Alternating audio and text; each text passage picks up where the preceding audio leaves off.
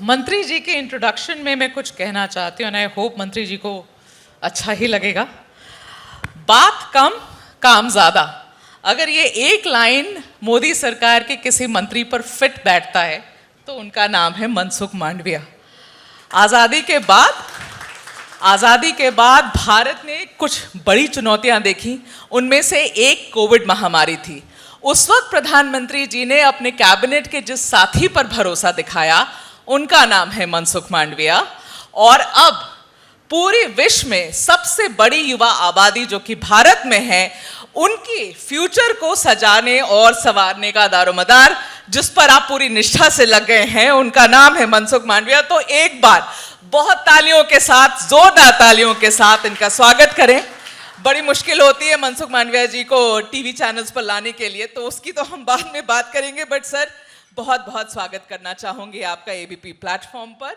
और मैं शुरुआत सर आपके पेट प्रोजेक्ट माय भारत, मेरा युवा भारत से शुरू करना चाहती हूँ। और क्योंकि हमारा आज का देखिए ये कॉन्क्लेव इंडिया 2047 एंटरप्रेन्योरशिप कॉन्क्लेव है, आपकी ये जो मुहिम है आपका बड़ा, मुझे बताया गया है कि ये प्रोजेक्ट आपके दिल के बड़ा करीब है। मैं समझना चाहती हूँ सर कि जो विजन 2047 है इंडिया का और आपकी ये मुहिम, ये युवा और हमारी डेवलपमेंट जहाँ हम पहुँचना चाहते हैं उसके बीच में ब्रिज का काम कैसे कर रही है?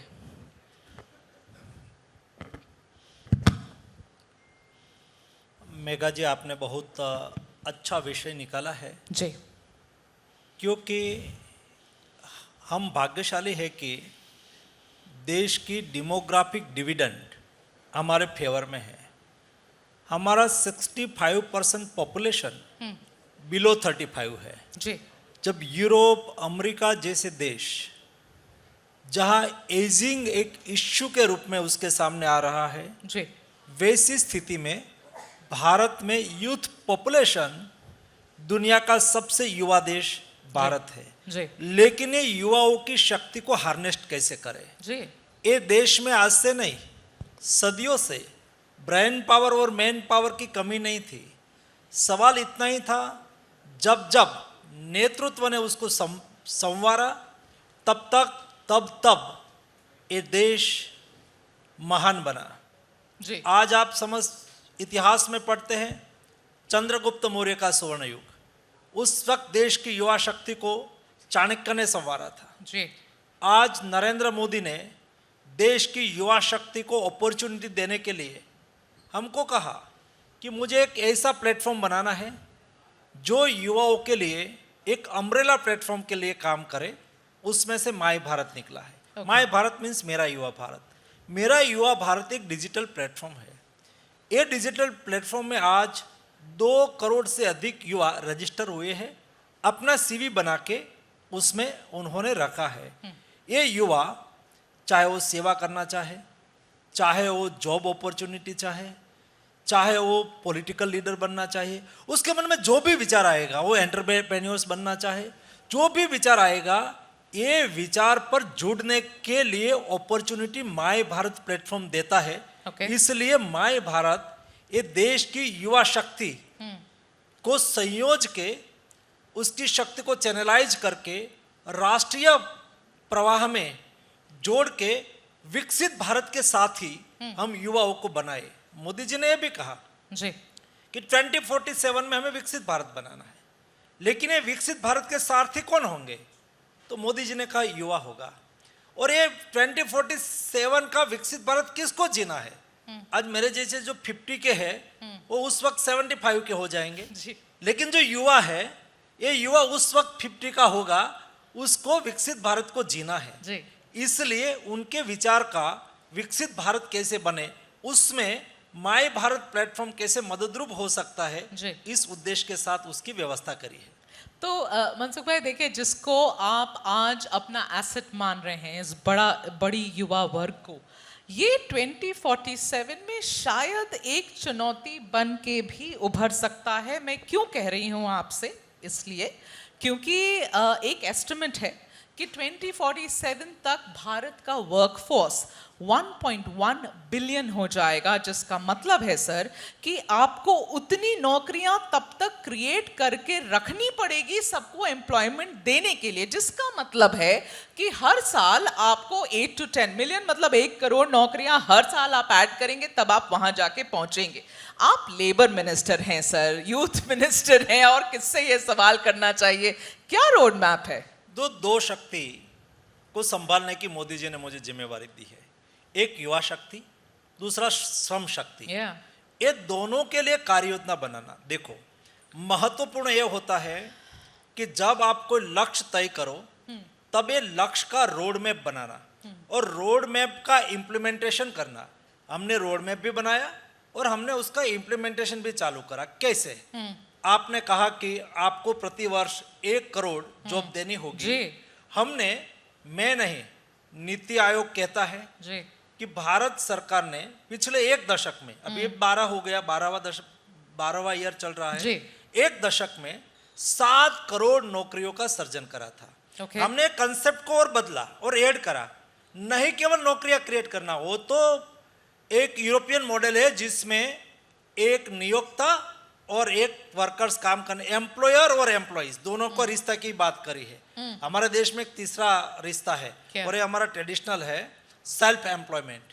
हमें सेल्फ एम्प्लॉयमेंट भी क्रिएट करना है। सेल्फ एम्प्लॉयमेंट क्रिएट करने के लिए आपने देखा होगा हमारा कोऑपरेटिव सेक्टर स्ट्रेंथन हो रहा है। युवा में एंटरप्रेन्योरशिप, अभी आपने जो यहाँ सभी लोगों को इकट्ठा करा है ना, आपकी एंटरप्रेन्योरशिप, आप में जो स्किल है, आप में कोई क्षमता है, आपका कोई विजन है, आपका कोई रिसर्च है, आपका कोई स्टार्टअप है, उसको अपॉर्चुनिटी देना है ताकि आपको रोजगार मिले और आप कई लोगों को रोजगार उपलब्ध कराएंगे।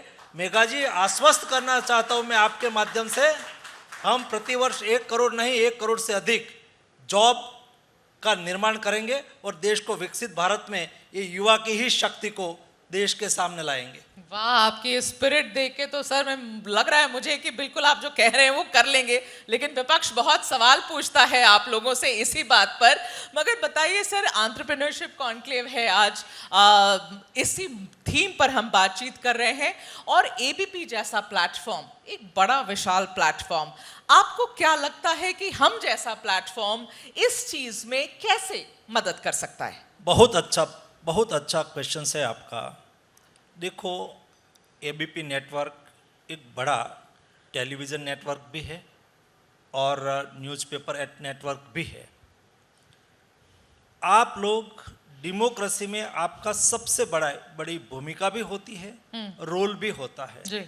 फॉर एग्जाम्पल, आज जो आप कार्यक्रम कर रही है ना, ये भी आपका कर्तव्य का निर्वहन, आपकी ड्यूटी ही अदा कर रहे हो, क्योंकि आपने हमको बुलाया, तब जाके मैं विजन रख रहा हूँ। आपके माध्यम से देश के युवाओं ने सुना कि हमारे लिए भारत सरकार, मोदी गवर्नमेंट क्या सोचती है, भारत सरकार के मोदी गवर्नमेंट के मंत्री हमारे युवाओं के लिए क्या सोचता है, हमारा वर्कर्स है, हमारे देश के नागरिक है, उसके मन में क्लियर आता है कि ये सोच आप अवेयरनेस के द्वारा गांव में, शहर में, 2 टायर 3 टायर सिटी तक आपकी बात एंटरप्रेन्योरशिप के लिए, युवाओं का कार्यक्रम को अच्छी तरह से पहुंचाने के लिए, उनके लिए, फॉर एग्जांपल अभी हमने विकसित भारत रोजगार योजना लॉन्च करी है, जो 3.5 करोड़ लोगों को नौकरी देने के लिए 1 लाख करोड़ रुपया के रूप में मदद करेगी। तो ये बात पहुंचाएगा सरकारी संसाधन से, तो हम प्रयास करेंगे। लेकिन आप जैसा नेटवर्क जो सभी रीजनल चैनल के रूप में भी है, मैं गुजरात से हूँ तो गुजरात में एबीपी अस्मिता है, बिल्कुल, तो ये एबीपी आनंदा है, एबीपी माझा है, कई स्टेट में है। तो लोकल लैंग्वेज में भी आप ये बात नीचे तक पहुंचाएंगे तो मैं मानता हूं कि आपकी भूमिका उसमें ऑटोमेटिक सुनिश्चित हो जाएगी। तो मनसुख भाई, यहाँ तो मेरा बोलना बनता है कि मैं आपको बुलाई, ये सच्चाई नहीं है, बहुत मशक्कत करनी पड़ी आपको यहाँ पर लाने की। मैं कहती हूँ मनसुख भाई इतनी बड़ी बड़ी चीजें करते हैं, कोविड के समय देश की कमान संभाल रहे हैं, अभी आप लोग कॉमनवेल्थ करवा रहे हैं, ओलंपिक्स लाने की कोशिश कर रहे हैं, आपके ऊपर इतने इंपॉर्टेंट रिस्पॉन्सिबिलिटी है, फिर क्यों मीडिया से इतना बचते हैं मनसुख भाई? क्यों नहीं आते? क्यों मुझे इतनी मिन्नत करनी पड़ी? आपको भी पता है क्या क्या हुआ है आपको यहाँ पर लाने के लिए। नहीं मेघा जी, जो मैं आ गया ना तो मैं आता भी रहूंगा मिलता भी रहूँगा, क्योंकि मेरा काम है मोदी जी के लक्ष्य को अचीव करना। जी जब कोविड में मुझे जिम्मेवारी दी थी, जी तब मेरा काम था कि मैं मेरे देश में, क्योंकि मुझे तो पता है, जब शुरुआती दिनों में मैं दुनिया से बात करता था, दुनिया के साइंटिस्ट से बात करता था, तो कहते थे India is a big country, huge diversity, 1.4 billion population, poor health infrastructure, आपके देश में जितना मृत्यु होगा उसके आधार पर दुनिया का फिगर तय होगा। अंतोगत्वा 1 साल के बाद कोविड खत्म हुआ, तब पर मिलियन पॉपुलेशन पर सबसे कम डेथ कोई देश में रजिस्टर हुआ हो, इस देश का नाम भारत था दोस्तों। और दुनिया ने, मुझे एक प्रसंग याद आता है, मैं वर्ल्ड इकोनॉमिक फोरम में भारत का प्रतिनिधित्व करने के लिए गया था। सामान्यतः तो बिल गेट्स आते थे तो हम उसको पहले अपॉइंटमेंट लिख कहते थे कि हम मिलना चाहते हैं। हाँ, लेकिन बिल गेट्स ने मेरी अपॉइंटमेंट के लिए लिखा था कि I want to meet to you. क्या बात है। तो वर्ल्ड इकोनॉमिक फोरम में हम मिले। हाँ, हम तो भारतीय हैं, कोई मिलने के लिए आता है तो खड़ा होता है, गेट तक लेने के लिए जाता है, तो मैं भी खड़ा हुआ, गेट तक लेने के लिए गया, और उन्होंने मेरे साथ हैंडशेक करते वक्त कहा, congratulate India, you have done good Covid management and vaccination drive. ये मेरा काम है। भाई इस पे तो तालियां बनती हैं, है ना। ये तो हमें नहीं पता था कि बिल गेट्स ने आपसे ये कहा, बट उस वक्त की मैनेजमेंट जबरदस्त थी।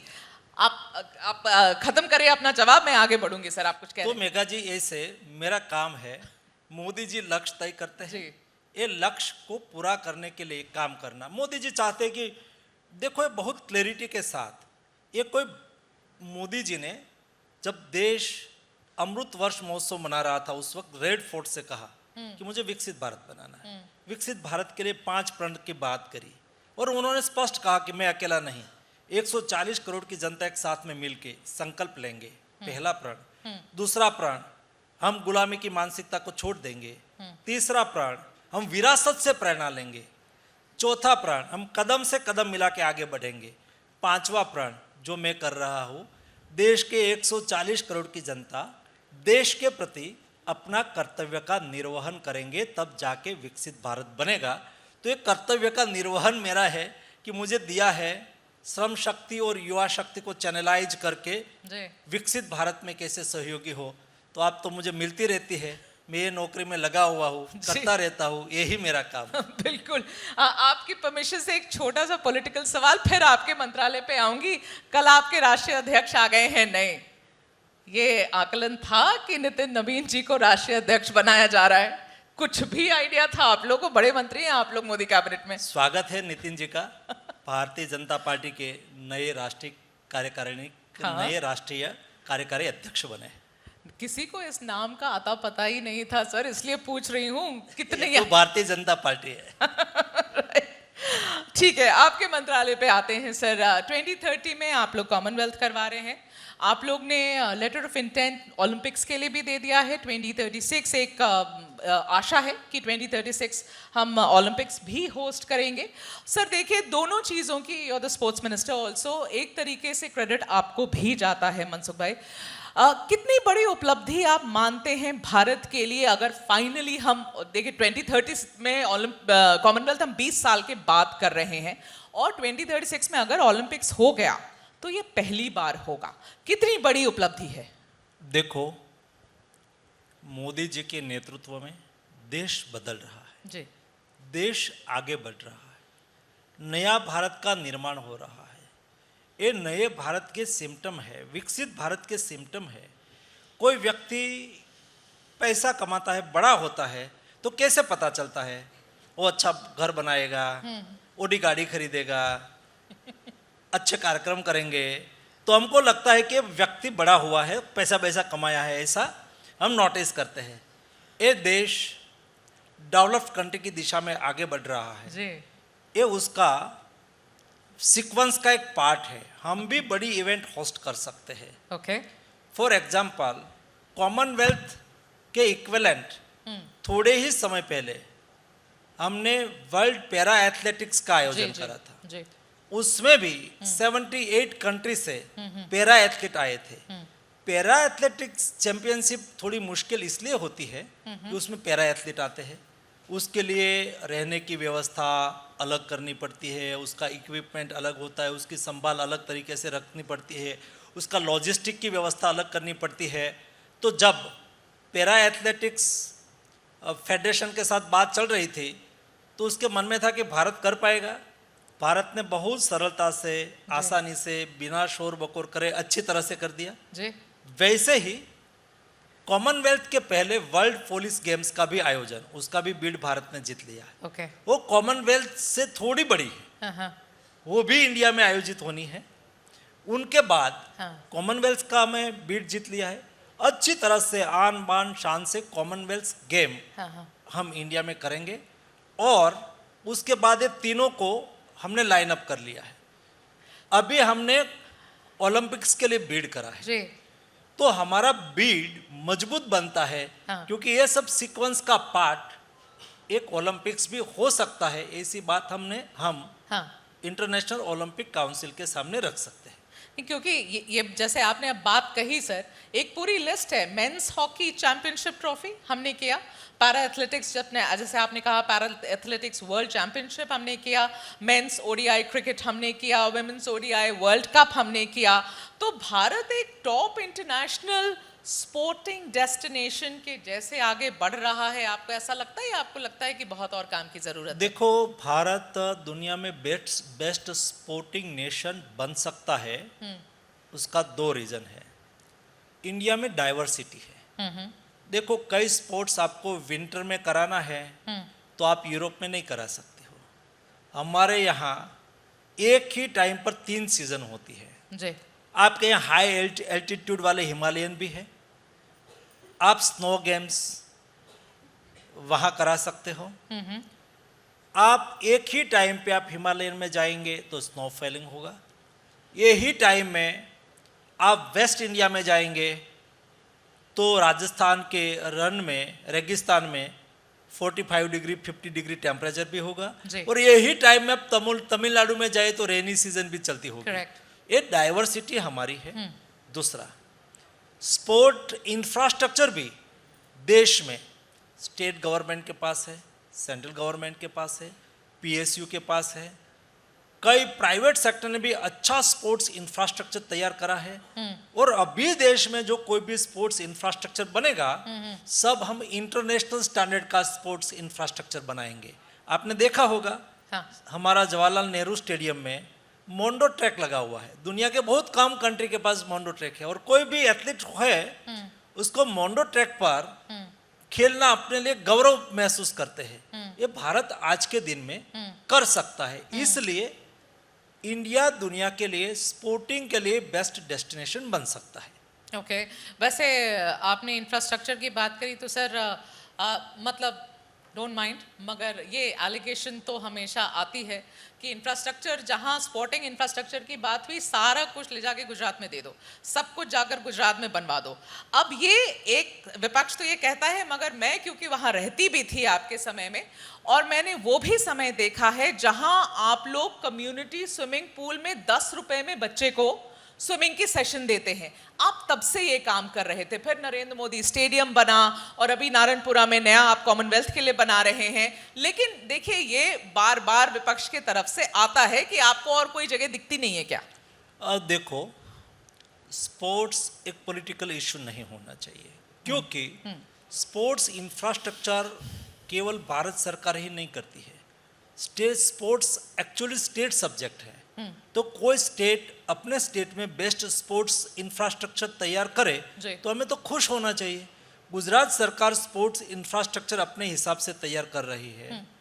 आप सेना में जाओ, अच्छा स्पोर्ट्स इंफ्रास्ट्रक्चर पुणे में है, उसका आप देख सकते हो।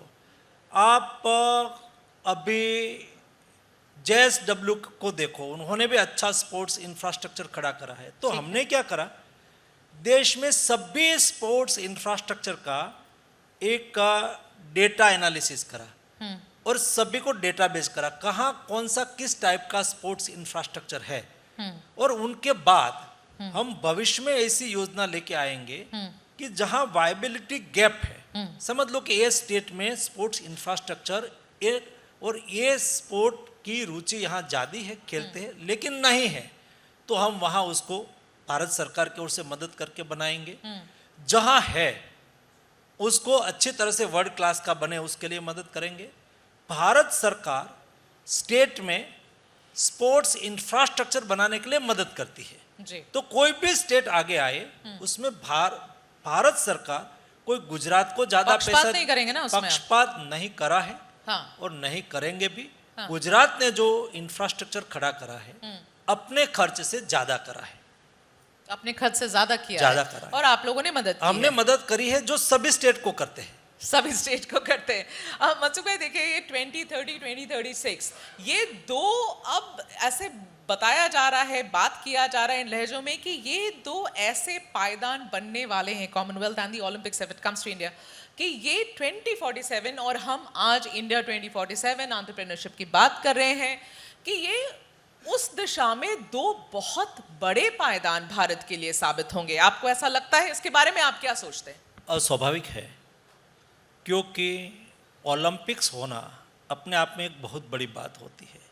उससे दुनिया को देश का मैनेजमेंट पावर, मैनेजमेंट क्षमता का दर्शन होता है, टूरिज्म की दृष्टि से महत्वपूर्ण होता है।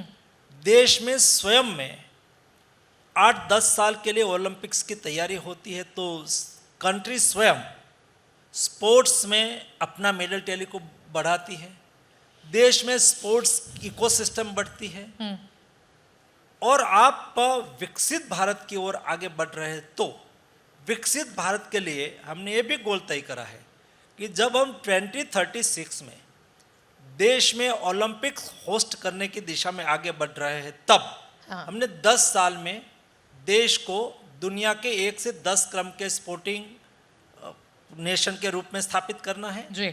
और जब हम विकसित बनेंगे 2047 यानी कि 25 साल में हमें ऐसा प्लानिंग करना है कि हम दुनिया के 1 से 5 के क्रम के स्पोर्टिंग नेशन के रूप में दुनिया में और ओलंपिक्स में हमारा प्रदर्शन कर सके। एक गोल के साथ हम आगे बढ़ रहे हैं। तो क्या ओलंपिक्स की तैयारी, मतलब अब क्या पूछूं मैं, बिड जब तक आएगा बहुत अच्छी तैयारी चल रही है, शुरू हो गई है ना? अच्छी तैयारी हमने तैयारी सर हमने ऑलरेडी बिल्ड कर दिया है। हाँ हाँ। इंटरनेशनल ओलंपिक काउंसिल के साथ जी ओलंपिक एसोसिएशन की कंटिन्यूस मीटिंग चल रही है। हाँ। और जो इंटरनेशनल ओलंपिक काउंसिल की अपेक्षा क्या होती है, यहाँ क्या क्या वो चाहते हैं, सारा विषय पर उसका एक प्रोटोकॉल होता है। हाँ। ये प्रोटोकॉल के हिसाब से हम तैयारी कर रहे हैं। हाँ, मगर ग्राउंड पे अहमदाबाद में, गुजरात में क्या तैयारी हो रही वो पूछ रही हूँ मैं, वहाँ वो कहाँ तक उसमें ऐसा है, उसमें ऐसा है, ओलंपिक काउंसिल ऐसा चाहता है कि आपका जो स्पोर्ट्स इंफ्रास्ट्रक्चर है, ओलंपिक आप जब होस्ट करो तब ज़्यादा खर्च मत करो उनके पीछे, बट आपका जो एग्जिस्टिंग स्पोर्ट्स इंफ्रास्ट्रक्चर है उसका लाभ उसमें मिलना चाहिए।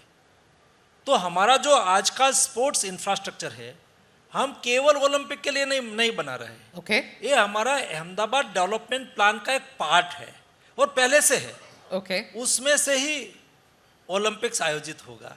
तो अच्छी तरह से वहाँ भी चल रहा है, सारे देश में भी तैयारी चल रही है, बहुत कुछ आगे आगे आएगा आपके सामने। आशा ही करते हैं सर कि ये बिड हमें मिल जाए। मगर आपको अब मैं थोड़ा आपके रूट्स तक ले जाना चाहती हूँ। आप गुजरात के एक छोटे से गांव से आते हैं सर। आप अभी भी बहुत स्ट्रांगली जुड़े हुए हैं अपनी रूट से, और बड़ी इंटरेस्टिंग बात है, मैं पढ़ रही थी आप पर, आपने पीएचडी भी करी है। आपका सब्जेक्ट था role of rural schools in community development. आज हम बात कर रहे हैं शिक्षा की, युवाओं की, एंटरप्रेन्योर्स को बनने की, लेकिन सर आप ना स्पोर्ट्स मंत्री भी हैं।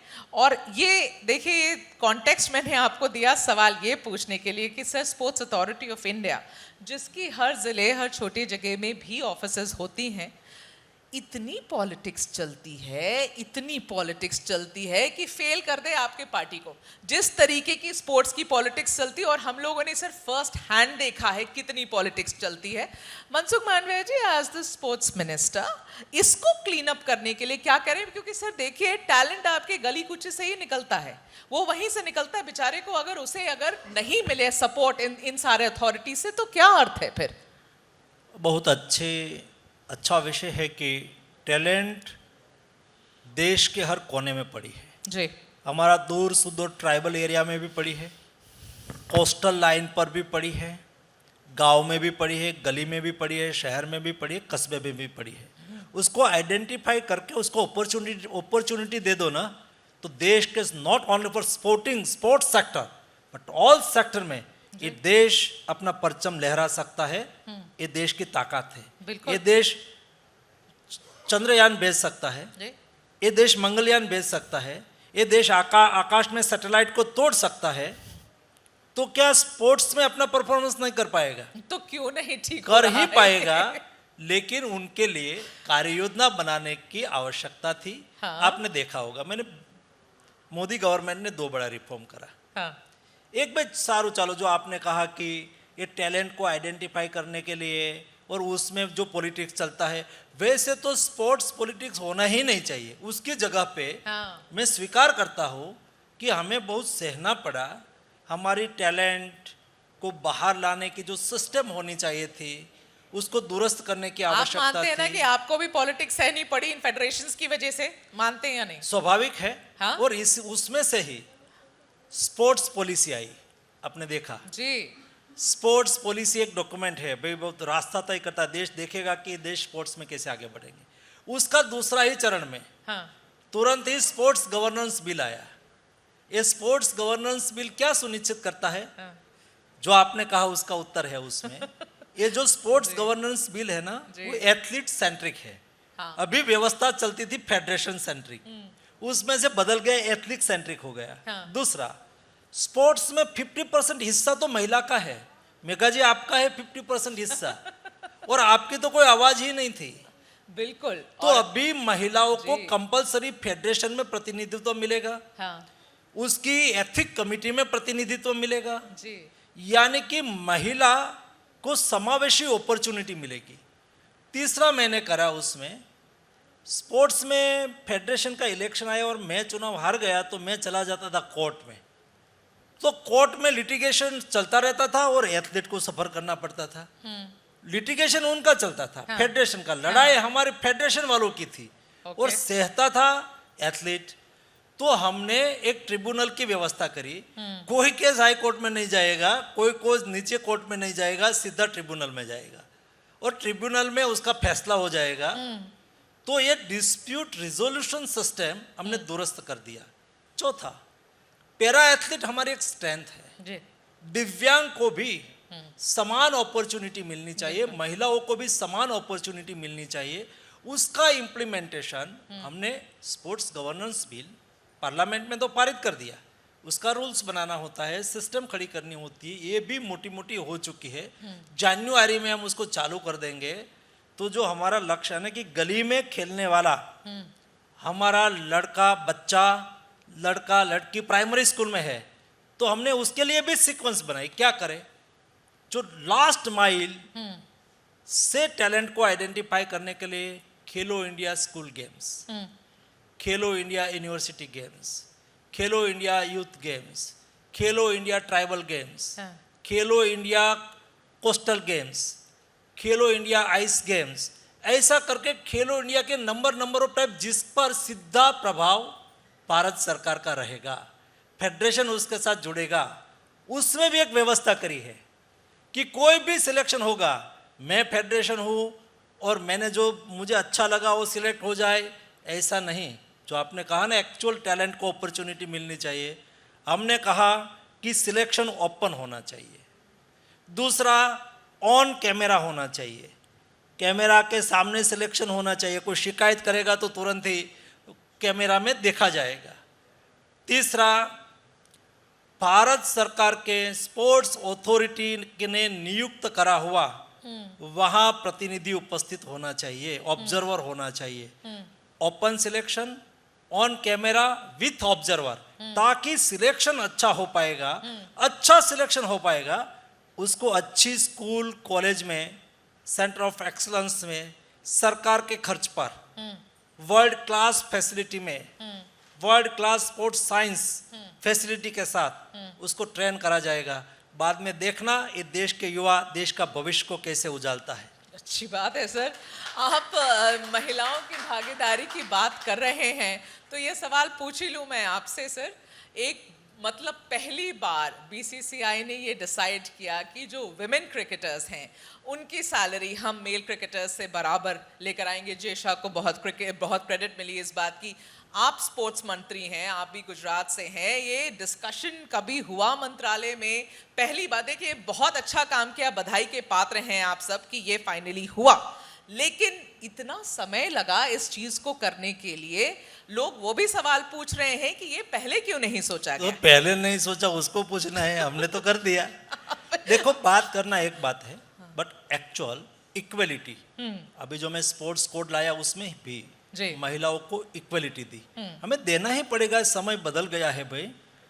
देखो, देश के विकास में महिला और पुरुष की समान भागीदारी होनी चाहिए, समान सेम अपॉर्चुनिटी होनी चाहिए, समान अवसर मिलना चाहिए।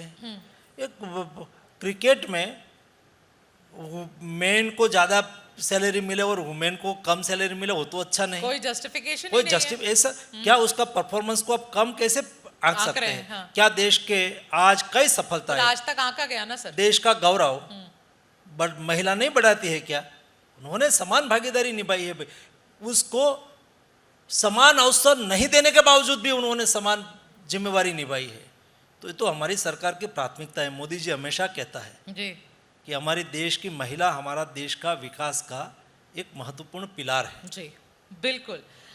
सर देखिए, जब अभी आप लोगों ने मैच करवाया, इंडिया पाकिस्तान वाला जो मैच हुआ, उस वक्त भी मैं आपके पास कई बार आई, बहुत रिक्वेस्ट किया कि मंत्री जी ज़रा जवाब दीजिए कि क्या हो रहा है। सर ऐसा है कि ऑपरेशन सिंदूर, प्रधानमंत्री जी भी कहते हैं, रुकी, खत्म नहीं हुई है, अबेंस में है, सस्पेंडेड है, खत्म नहीं हुई है ऑपरेशन सिंदूर। जिस वक्त ये पूरा जो इंसिडेंट हुआ, उसके बाद जो सेंटिमेंट देश में था वो बिल्कुल पाकिस्तान के विरुद्ध था। जब आप लोग ये मैच की बात हुई तो कितने सवाल उठे? सिर्फ आपके पॉलिटिकल राइवल से सवाल नहीं उठे, देश के लोगों से सवाल उठे कि ऐसी कौन सी मजबूरी आ गई कि भारत सरकार इसमें हस्तक्षेप नहीं कर रहा है। एक तरफ आप ऑपरेशन सिंदूर चला रहे हैं, दूसरी तरफ भारत पाकिस्तान की मैच करा रहे हैं, आप रोक नहीं रहे। मैंने आपसे कहा था सर मुझे दो जवाब, आपने फिर तरकाई दिया मुझे। अब आज मुझे मिला है मौका, अब दीजिए जवाब, क्यों हुआ ये? तो मेघा जी, आज मैं आपको जवाब दे देता हूँ। उस दीजिए। वक्त तो मैंने नहीं दिया था, लेकिन आज दे ही देता हूँ। देखो, भारत और पाकिस्तान के बीच में बायलैटरल मैच कोई नहीं होगी, ना क्रिकेट ना कोई बायलैटरल हम नहीं करेंगे। लेकिन हम एक जिम्मेवार राष्ट्र है और इंटरनेशनल ओलंपिक काउंसिल के मेंबर है। इंटरनेशनल ओलंपिक काउंसिल का एक चार्टर है।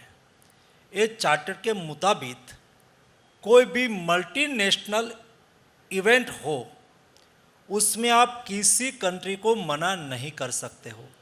जो मना करेंगे तो इंटरनेशनल ओलंपिक काउंसिल आपके ऊपर बैन लगा सकती है। फॉर एग्जांपल, इंडोनेशिया में एक मल्टीनेशनल इवेंट थी, स्पोर्ट्स इवेंट थी, उसमें उन्होंने इजराइल के एथलीट को आने के लिए वीज़ा नहीं दिया। इंटरनेशनल ओलंपिक काउंसिल ने इंडोनेशिया के ओलंपिक एसोसिएशन पर बैन लगा दिया, सारे कंट्री पर बैन लगा दिया। अभी कोई टूर्नामेंट वो होस्ट नहीं कर पाएंगे। कोई जगह पे वहां की सत्तावार टीम सरकार की इंटरनेशनल टूर्नामेंट में खेलने नहीं जाएगी। हम एक रिस्पॉन्सिबल कंट्री के रूप में हम जो मना करने के लिए मल्टीलेटरल पर, समझ लो कि कोई टूर्नामेंट दुबई में आयोजित हो रही है, कोई टूर्नामेंट दुनिया के कोई कंट्री में आयोजित हो रहे जिसमें 3 से ज़्यादा कंट्री खेल रहे हैं, तो उसमें समझ लो कि पाकिस्तान की हॉकी की टीम ने भारत में आने के लिए वीज़ा मांगा था और यहाँ एशिया कप आयोजित हुआ था। जो वीज़ा के लिए हम मना कर दे तो ओलंपिक काउंसिल हमारे पर बैन लगा दे और हमारा 2036 का हमारा जो बिड है वो ही कैंसिल कर दे। ये स्थिति और नौबत आ सकती है, इसलिए हमने वीज़ा खारिज नहीं करा था। वो नहीं आया, उनका विषय है। फॉर एग्जाम्पल, पाकिस्तान कोई मल्टी एशिया कप का आयोजन करे या तो कोई कॉमनवेल्थ का आयोजन हो वहां पर जी, तो हमको उसको वीज़ा देना पड़ता है। जो ना दे तो इंटरनेशनल ओलंपिक काउंसिल उसके ऊपर एक्शन ले तुरंत ही, ऐसा उसका चार्टर्ड है। इसलिए इंटरनेशनल प्लेटफॉर्म पर हमें रिस्पॉन्सिबल बिहेवियर करना होता है। उसका मतलब ये नहीं है कि हमने पाकिस्तान से एक कर लिया, हमारी कोई मजबूरी थी, कोई मजबूरी नहीं थी, केवल बायलैटरल आज भी हमने ना कहा है। भारत और पाकिस्तान के बीच में कोई टूर्नामेंट क्रिकेट की नहीं होगी। भारत और पाकिस्तान के बीच ये में आश्वासन दे सकते हैं आप कि पक्का कोई ही। बायलैटरल, आप लोग के रहते रहते कोई बायलैटरल समझ लो होगा कि नहीं पाकिस्तान के आई साथ? Am giving to one example. हाँ, भारत पाकिस्तान की या तो भारत के बीच में उसके अलावा कोई भी स्पोर्ट्स हो, दोनों बीच के दोनों कंट्री के लिए म्यूचुअल, ट्राइलेटरल की बात नहीं कर रहा हूं, 4-5 कंट्री इकट्ठा नहीं हो, बायलैटरल की बात कर रही हूं मैं। उसमें ये भी हो सकता है, उसमें हम भी हो सकता है, लेकिन बायलैटरल कोई नहीं होगी। आज के दिन में हमारा ये पक्का निर्णय है, भारत सरकार का ये पॉलिसी है कि हम पाकिस्तान के साथ, पाकिस्तान कल कहे कि भारत क्रिकेट खेलने के लिए आए, हम वो नहीं जाएंगे। होगा, बिल्कुल हम नहीं उसको होगा। बुलाएंगे नहीं, हम जाएंगे नहीं। वो कल कहेंगे भारत और पाकिस्तान के बीच में हॉकी टूर्नामेंट होगी, नहीं होगी। ये बहुत नहीं क्लैरिटी है, आपकी क्लैरिटी हो गई ना, ना? नहीं, बहुत बिल्कुल मेरी चिंता मत clarity- करिए। ये समय था तो जवाब नहीं देना था तो नहीं दिया था, ठीक है, लेकिन उसमें छुपाने जैसा कुछ नहीं था, बहुत क्लैरिटी है। नहीं, ये क्लियर करने के लिए धन्यवाद आपका सर। और अब एक ऐसे सवाल पर मैं आना चाहती हूँ, ये मेरी जानकारी है, अब ये है मंत्रालय आपकी, आपने मुझसे बताया नहीं अभी तक, लेकिन मुझे पता चला है तो मैंने सोचा आपसे इस मंच पर पूछ ही लूँ सर, कि एक बड़े बोनांजा की तैयारी कर रही है मोदी सरकार न्यू ईयर में हमारे लोगों के लिए। प्रोविडेंट फंड आपके नीचे आता है, अब मुझे बताया जा रहा है, क्या ये सही है या गलत है, प्लीज क्लैरिफाई करिए, कि अब कुछ महीनों में आप लोग ऐसी डिसीजन लेने वाले हैं कि हम अपने प्रोविडेंट फंड का जो भी वहां पैसा रहता है उसका 75% टोटल अमाउंट का बिना कोई वजह विड्रॉ कर सकते, बिना कोई वजह दिए हुए, क्योंकि आज की तारीख में पीएफ से पैसा विड्रॉ करना मतलब एक हेडेक है। कि ऐसा कुछ आप लोग तैयारी कर रहे हैं कि मुझे बताने की जरूरत नहीं पड़ेगी मनसुख भाई के मंत्रालय को कि मैं अपने पैसे क्यों निकाल रही हूँ, 75% में निकाल सकती हूँ? देखो, पीएफ ये वर्कर्स का पैसा है, काम करने वाले लोगों का पैसा है, जो आपके पैसे से काटा जाता है और पीएफ में जमा करा जाता है। तो हमने देखा कि आपका पीएफ का पैसा उठाने के लिए आपको 10 प्रकार के फॉर्म भरना पड़ता है, 10 प्रकार के जी, कॉलम भरना पड़ता है, complicated। और थक जाते थे बहुत। हमने धीरे धीरे धीरे उसमें चेंज करते करते करते करते मैं ये बात पर पहुंचा कि 75% पैसा आज अभी कल से भी आप निकाल सकती हो। कल ओह, भी जाके ओके। आपका पीएफ पड़ा है, हाँ। 75% पैसा उठाना है, आप उठा सकती हो। ये तो ब्रेकिंग न्यूज़ है हमारे लिए सर। 25% पैसा मैंने रखने के लिए इसलिए रखा, जब मैंने डिसीजन करा तो कई जगह से थोड़ा एजिटेशन आना चालू हुआ कि पीएफ तो उसका पैसा 25% क्यों रखते हो। हम 25% पैसा रखने के लिए मेघा जी इसलिए सोचा हमने कि एक व्यक्ति जब पीएफ के लाभार्थी बन जाते हैं, पीएफ कटना चालू होता है, 7 महीने तक उन्होंने नौकरी करी, 7 महीने में नौकरी छूट गई, वो पीएफ लेके चला गया, फिर 3 महीने के बाद दूसरी नौकरी लग गई, तो फिर दूसरी नौकरी जब से लगी तब से चालू होगा, क्योंकि पहले तो पीएफ आपने उठा लिया कंप्लीटली। हाँ। लेकिन आपको पेंशन चाहिए तो 10 साल की कंटिन्यूस नौकरी होनी चाहिए। ओके। तो मैंने कहा कि 1 साल तक 25% पैसा आपका जमा रहेगा, ओके। ताकि 1 साल में आपको दूसरी नौकरी मिल जाए, तो आपकी नौकरी की कंटिन्यूटी बनी रहे, ताकि आप पेंशन के पात्र हो जाए। तो मैंने एक सोच के डिसीजन करा है। हाँ। कागज से मुक्ति हो। मैं हाँ। तो आपको एडवांस ये भी बता दूं कि मैं अगले मार्च महीने के पहले आपको आपका पीएफ का पैसा उठाने के लिए एटीएम से जाके उठा लेना है। मैं उसको यूपीआई से लिंक कर दूंगा। 75% पैसा वाव। कभी भी जाके उठा लो। आप पीएफ को यूपीआई से लिंक कर देंगे, ये पहली बार बात पता चल रही है, तो बड़ी खबर दे रहे हैं, धन्यवाद इसके लिए। क्योंकि ये पैसा आपका है और मैं उसमें सरलता लाना चाहता हूँ।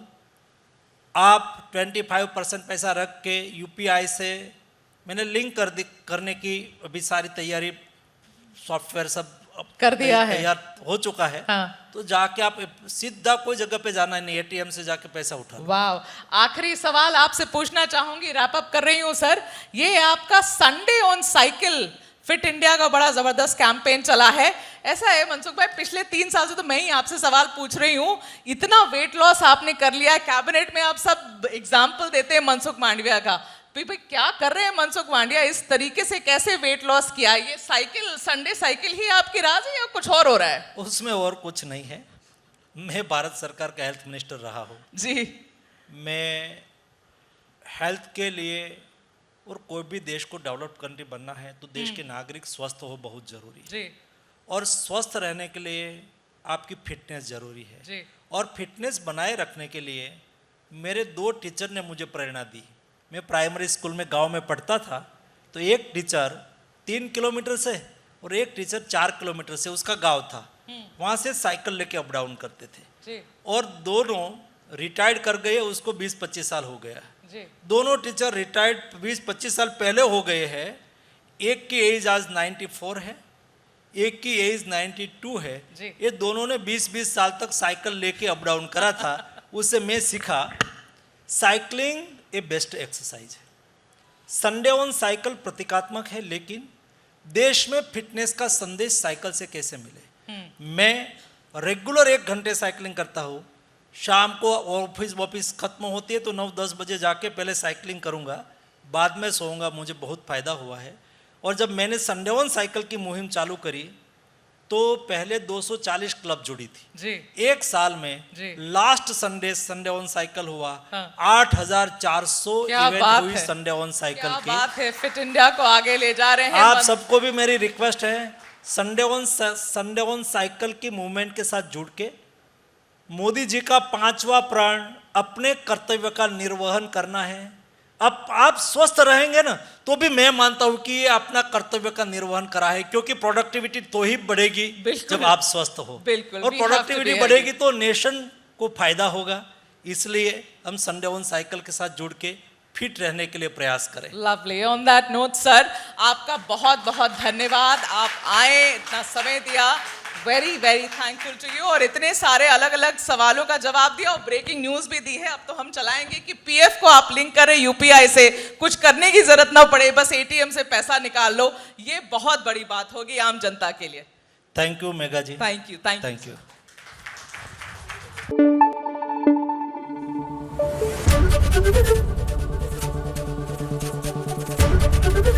एबीपी न्यूज आपको रखे आगे।